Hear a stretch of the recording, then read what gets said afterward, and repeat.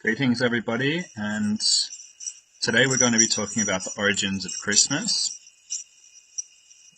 the symbols, meaning, where these origins have derived from, and where they are proposed to take us to today. So what we're hearing right now are not the sleigh bells of Santa, they are the bells of the shamans of Siberia as they would enter into the towns that were cut off from travel because there was so much snow, and these shamans would have a certain gift for the people, which was in a red sack. And if we look at the word red sack, it is sack red, sacred, and what was in these sacks was very sacred, and this has been taken from us today. And we've actually been made to fear these ways of being, ways of coming into being, and ways of being into beings, walking between both worlds. So the shamans of Siberia, they know everything I'm going to talk about today. The shamans of every culture, they know everything I'm going to talk about today. So my purpose in this is to just shed a bit of light on this for the common world to come to a common good and common understanding of what goes on at Christmas time, the most sacred time of the year. And I'm going to talk about why they make people, there's a video on YouTube that I made, Who Are They? Look up my name and search that in and you'll see who they are. So there's a reason why they have brought us into this way of being. And so here we have a picture of a modern family going into the wilderness and cutting life force, the pine, from the jungle and bringing it back to their cities as a symbol that they never understand. I find it interesting how it's cheaper in value to buy a plant and keep it alive for decades, hundreds of years, bring it into the full realm of being able to thrive. It's cheaper than buying a dead tree that we celebrate at Christmas. So we're going to talk about Christmas, Christ Mass, what that means, and it's going to get pretty deep. I'm not by any means great at making videos. I've got like 5 programs open right now. I still use Microsoft Paint to edit pictures, which I've done a few of in here. And so yeah, I'm going to show you how this tree represents the fall of humanity. Every single one of those pine trees represents us. Let's get into it. So, the origins of Christmas through the Vatican. Vatican means divining serpent. And what that serpent is a life force that spirals up the spine, hence the word spine, spiral, and spiritual, all having the exact connotations and same derivative of the word. Because the life force that travels through us is spiralic, and there is nothing in the universe that does not travel in a spiral. Every time you drink a cup of water, it spirals down. Every time you urinate out the lower gate, if you actually get a torch, and shine it on one side of the urine coming out, you'll actually see that it spirals in the shadow. Anyways, we're not going to talk about that. What we're going to talk about is, what is this guy wearing? So he's wearing, a picture tells 1,000 words, but a symbol tells 1,000 pictures more, always more. I know who the missionaries were. I know what their mission was, and I am very firm on knowing that the shamans of every culture that still hold their strength today, they know what the mission was, and it was to create the fall of man. So the cardinals, they're the ones that haven't come to bloom into popehood yet. And here we have the Amanita, we have the stems, and we have the caps. And here he is holding his cap.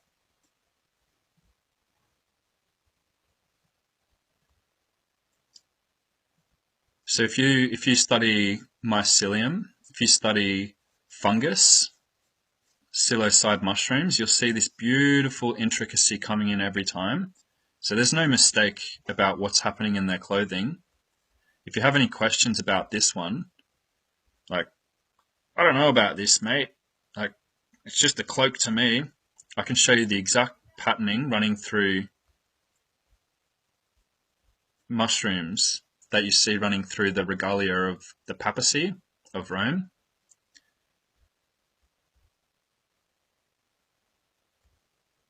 There's no mistakes. There's no questions. If you have any questions about these pictures, keep them, and you will likely not have questions by the end of this video. I'm going to keep it as short as possible because no one has time at Christmas time. They've got so much things to do. Here we have a bunch of mushrooms, bunch of Amanita, all hanging out. I love this piece of art. It's really well done. I don't know who the artist is. I'm just going to run through a flash of images and just say a few things as things pop up. So in the cathedrals, we have so much art in window panes. They call these window panes. And I'll tell you why they're called window panes, because there is so much pain embedded into the mysteries of these windows that only when you see the truth, that pain diminishes and you come to light. So here we have the Amanita stem coming up with the cap with Christ in the cap.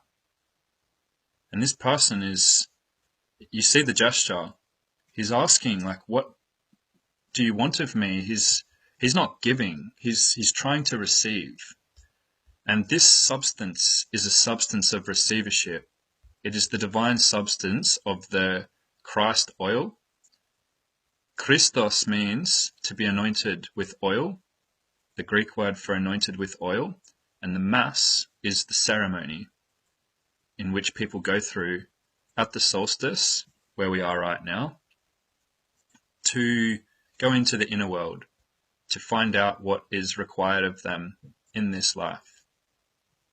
So I'm going to take you through a little bit of an adventure on church art and how they're actually hiding the mysteries from us. Mysteries, they shouldn't be mysteries. This should be open works to the people to come to the highest potential they can come to. There's a reason why they're called high priests, because they're high. And here we have Christ, again, as the Amanita. And here we have, irrefutably, the Amanita. And his hands are open. So he's open for you to receive. There's always so many gestures in the hand maneuvers. There's mudras, and depending on the mudra, depends on what they're setting the pretense for in curse, or in spells, or in energy exchange, you could say. And here we have some more depiction. These are all in cathedrals all around the world. I've only put about 7 or 8 of these pictures in because I want to fly through quite a few different things. So here we have Christ, once again, with his open hands. He's open to you receiving the Amanita, which is blue. And someone mentioned in a comment earlier on one of my posts that Christ and Krishna have similar word roots in Latin. Christ is Krishna. And there's a reason why you always see the blue shrouded in Christ and the red Amanitas and the blue Amanitas coming in between each other. There is a world that occurs inside these substances. And unless you've been there, you will not know. And when you go there, you will know that these substances, they have people working inside them, entities working inside them like clockwork, which is a great reference because the clockwork of these entities, they show you everything that you need to know. We have the depiction of Adam and Eve at the tree of life or the tree of knowledge. And quite clearly we can see that they are embodied in they are embodied in the Amanita completely. So they're both hand on the tree, and you can believe that it's an apple tree if you want, but it's all metaphorical. It's completely metaphorical. Everything. Adam and Eve, the positive and the negative, the good and the bad, the salt and the pepper. And so we were led to believe that there was a fall of man through sin, through the desire for the want for knowledge. And Adam and Eve are always depicted in a very wild way. It's all metaphorical, absolutely. There's nothing about it that's literary. The serpent around the tree that we see here is the tinsel around the Christmas tree. And that serpent is the cerebral spinal fluid that spirals up the spine. I'm going to go into that soon. So looking at this art, you would see that there's not much to it. However, if I can just show you that even in the cloak at the feet of Christ, we have the stem of the Amanitas with the caps. The stems and the caps. Their way in the cathedrals of putting the truth right in the art without people to see is phenomenal, and they're very well known for doing it.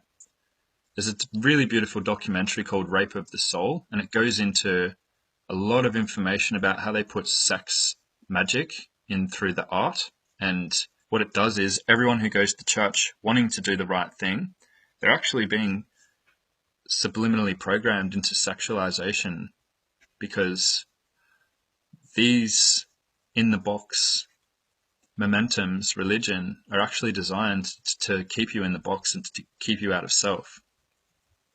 So here again we see that Christ is the Amanita, and we have the symbol of infinity, which is the cycle of the sun at the solstice, where it changes its course. Summer, winter, summer, winter.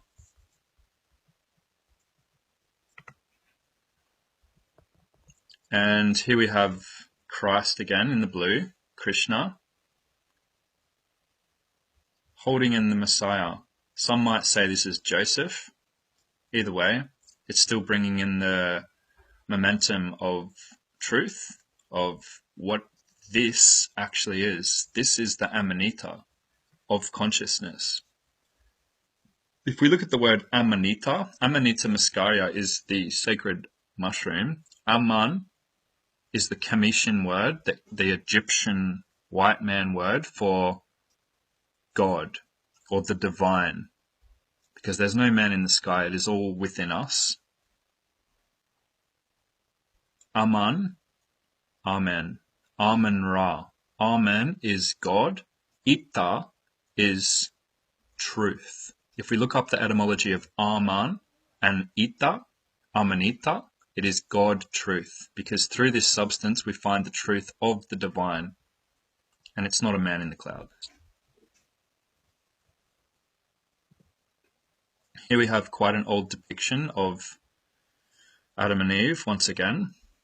However, the tree has been replaced later on. Going back to the origins, we have the Amanita, the tree of knowledge. Thou shalt not pick from the tree of knowledge. They don't want us to. They don't want us to receive the divine information. And it's not something that you need to do all day, every day. It's something that if you choose to take this path once, you'll never see things the same again. It's impossible. You'll never see it the same again. So basically, there's a reason why there is art depicted in every pyramid of the planet, in every temple of the history of the world, because in this realm of existence, you can't bring things back. You can go to the shops and you can bring all those things home. But when you go into the realm of the divine, you can't bring things back physically, so you have to paint the inner walls of the temples. This information is in the inner walls of the temples through the Amanita. Hence why we see people depicting these onto temple art in the way that we do. This isn't the best picture that I could bring, but you will see that you have the Amanita here, and we have the Messiah dressed as the Amanita, receiving all the information from the ethereal. So the Amanita has a substance in it. There's psilocybin mushrooms, and there's Amanita. They receive a substance which are the same chemicals that go up the spine and out the vagus of the heart. So the heart chakra and the cerebral spinal fluid are working in conjunction with each other to bring these divine messages. And they don't want us to know this information. So highly, I am offended. I have to go out and find my own truth within this. And here I am bringing you guys some information. So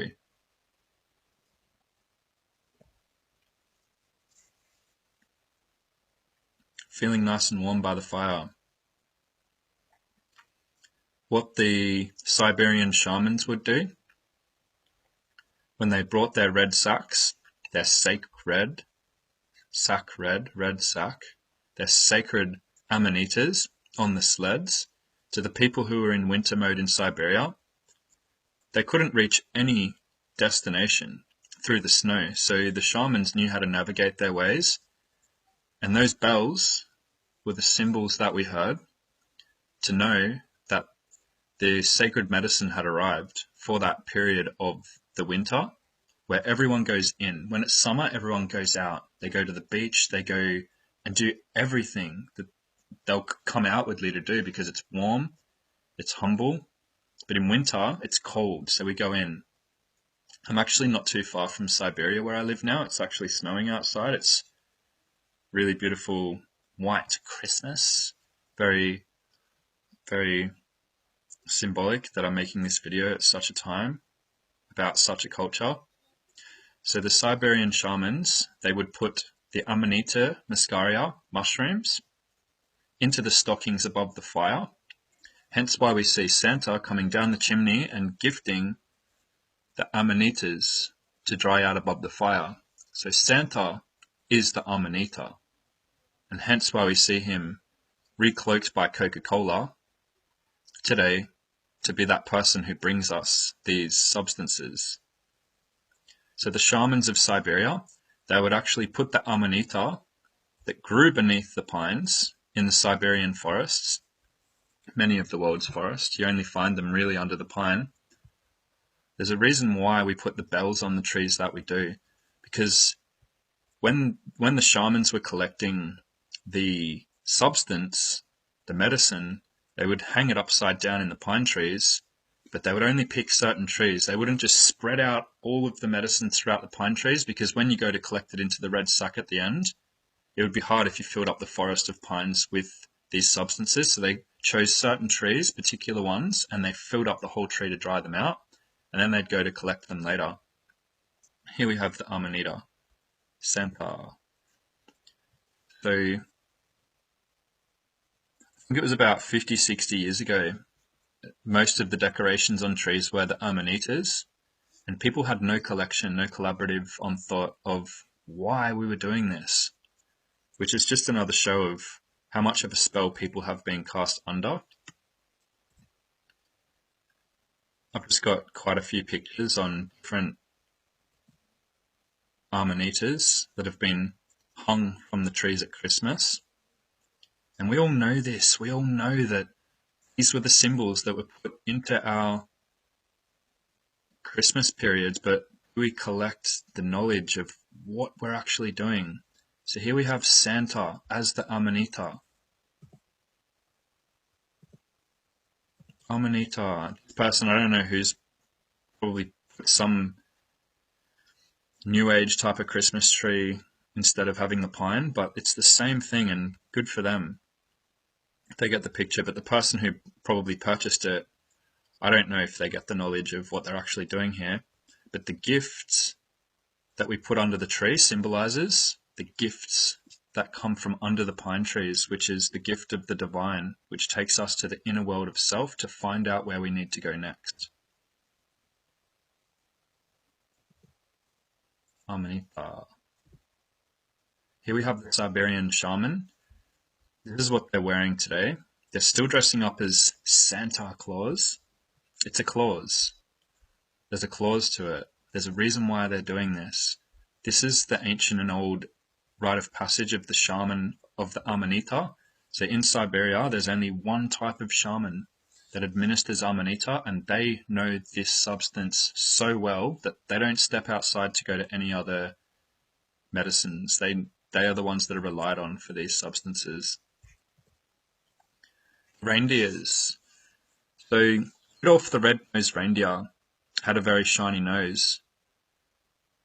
It is very well known that the Siberian reindeers love to get their noses in the Amanitas, hence why you've got Rudolph the red-nosed reindeer. And he was the leader of all of the reindeers. They all followed him because he had the bright, shiny red nose. All of the messiahs of all of the religions of the world had a following, just as Rudolph the red-nosed reindeer, because they were the visionaries. They were the ones that had receivership of the knowledge, and they took the substance. And so, yeah, this is a really beautiful depiction of the reindeer with the shamanic instrument of the Siberian shaman. Beautiful, beautiful drum that they use, with the Amanitas depicted into their horns. Another beautiful picture, Rudolph the red-nosed reindeer. And you've got Prancer and Dancer, because when you enter the substance world of the Amanita, you prance and you dance. That's what it's all about.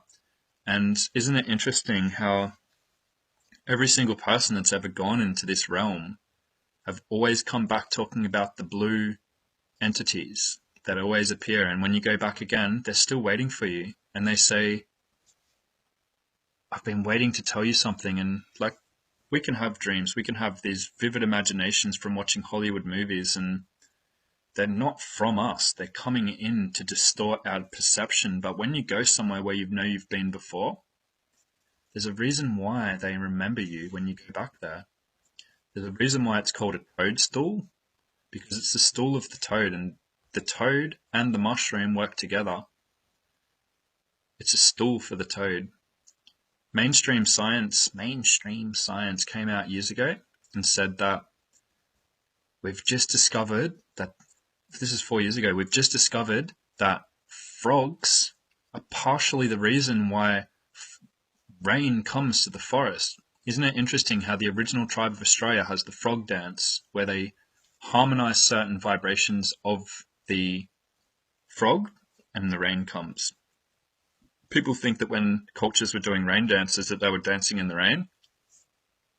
No, they were bringing the rain to places that hadn't had the rain. And the excretion that comes out of the spine of the toad is the same excretion that comes out of the spine of the cap of the mushroom.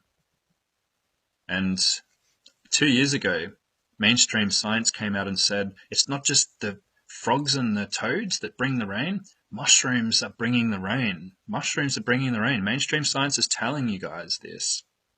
So they're alive. They're a conscious being. They're working with the frequencies of the storms.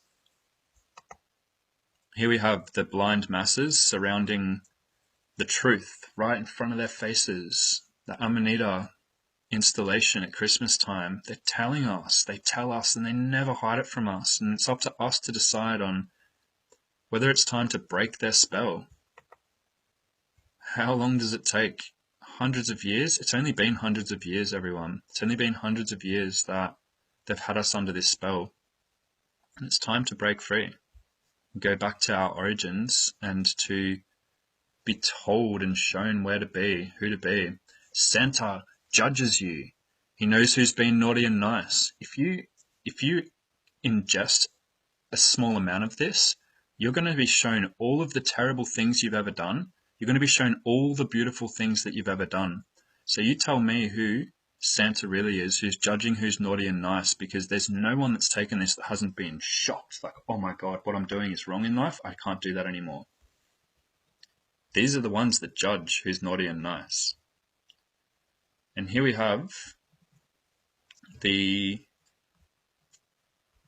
let me just move this down. So here we have the candy cane. This is the depiction of the spine and how the cerebral spinal fluid travels up. The ida and pingala travels up the spine, down the colostrum, and into the pineal gland, the pine tree. And on top of the pine, so you've got a crystalline, it's like a seat, like a tiny little seat,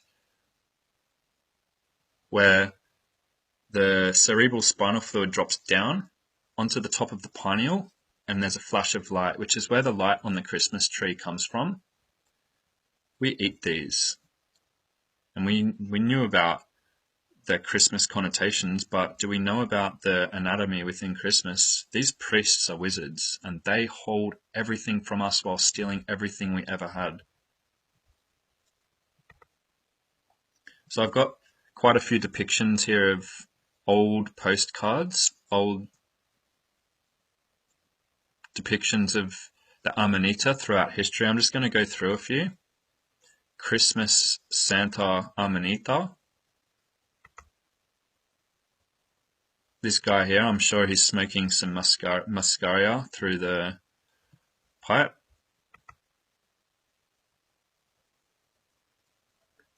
And we have Santa. I'm sure he's dragged his sled from the Amanita. We need to remember our programming, what they've programmed us with. They always take the knowledge from us and then they put it straight back into us. But we're so far gone that we can't see where it's actually gone. And we have the Amanita coming to greet this person. This person's by the fire, it's the cold. The Amanita's come in with the pine leaves to show us, like, here we are, like, we're here to show you what we came to show you.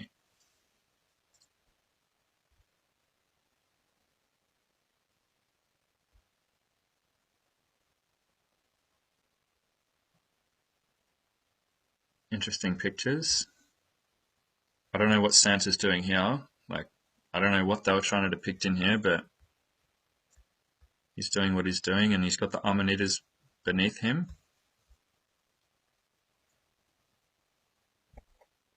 Happy New Year. Woohoo.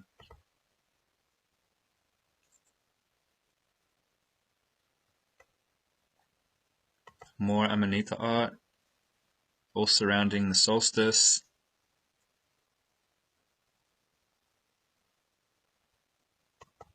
The pine, the Amanita, always working together.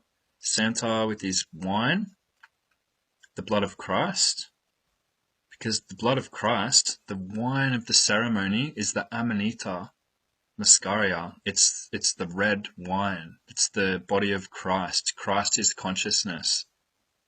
We are the consciousness of Christ. And they've taken it from us.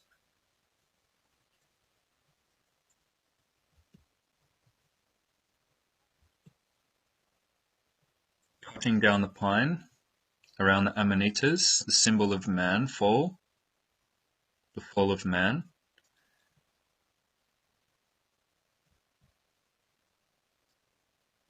And the people dressed as the Amanitas. These are just like postcards and Christmas cards that people get at Christmas. And like, how many people would actually think about the symbolism behind these? We're only just starting to come into an awakening path of what the symbols actually meant, what we were being programmed with, and no better time to wake up than now. Collecting the Amanitas. And we have this depiction of Santa playing the music to the Amanita because the music comes through the Amanita. Amanita collecting, prancing, dancing on the Amanita. Don't know what he's doing with the pig, but everyone's eating their pig at Christmas. I really like all these. Like, they're not the best quality, so I can't really zoom in on them because they are really poor quality. The Smurfs. Does anyone remember the Smurfs? So the Smurfs were these little blue entities that lived inside the Amanitas, and there was a character called Gargamel who was a wizard, He was an evil wizard that tried to extract their blue Smurf essence and keep it from the world. They tell us everything through cartoons, and they hold the mystery still today. Here we have the Smurf pondering outside of his Amanita home. They lived in the Amanita. So who are these people living in the Amanita? Because when you go back there every time, they're always blue and they're always waiting for you. And they remember you every time. Here we have Santa Smurf with his sacred bag with the Amanita in it. And we have the Smurf village surrounded by the pines with the rivers of life running through it. I made this one. It's just to explain what I was talking about before. So Gargamel appears as the main antagonist in the Smurfs movie. His sole purpose of going after them is to extract Smurf essence. So the Smurf essence is the alkaloids inside the mushroom, because they live inside the mushroom, they're telling you. So that he could become the most powerful wizard. He finds the Smurf village completely by accident. So if they're telling us that they want to extract the Smurf essence to become the most powerful wizards, do we want to be the most powerful people that we could possibly be? And if we could be the most powerful versions of ourselves, what would it take? Because to be disconnected, how are we going to get there? So we see Gargamel, he's dressed as a Jesuit. And the Jesuits were the missionaries that sent all of the cloaked priests in. This is Adolfo Nicholas. He was the last superior general. He was superseded by Pope Francis, leader of the Jesuit militia, who went into every country and stole their psychedelic Christmases. The word psychedelic means clear vision. Look at the etymology. But the scientific community uses the word entheogen, which means, in etymology, manifesting the divine within. I wouldn't want to manifest the divine within. Why not? So, my only question is, why would we not want to come to our highest self? Why have they made us fear something that is so divine? Are we people of nature? Are we here to nurture it? When things pop out of the jungle, are we going to run from them? Or are we going to work in symbiosis with them and come to our divine selves? Christmas is the mass, the Gnostic mass of Christ. And the Christos is the anointed oil that we extract from the Amanita. And we've been lied to our entire life. But it's never too late to break the spell. And I hope this has really helped some people to come to light on what's happening at Christmas time. It's time to gather around life and not the dead trees of Christmas. It's a beautiful time to meet our family, but are we bringing the right substance every time when we come in? Thank you.